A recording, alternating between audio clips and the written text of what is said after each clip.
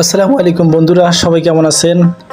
Handi beef নামটি শুনতেই জানি কেমন অনুভূতি লাগে।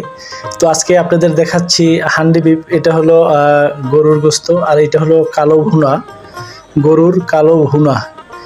তো বন্ধুরা, আসলে এগুলা মাটির পাতিলে পাক করলে কেমন জানি এটা অন্যরকম রুচি হয়। এটা হলো হাঁসের গোস্ত।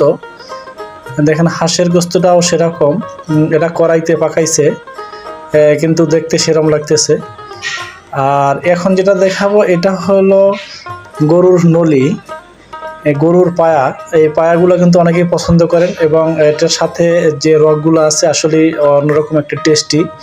তো বন্ধুরা, যদি এটা খেতে হয় তাহলে আপনাদের আসতে হবে মিরপুর 10 তাকুয়া খানাপিনায়।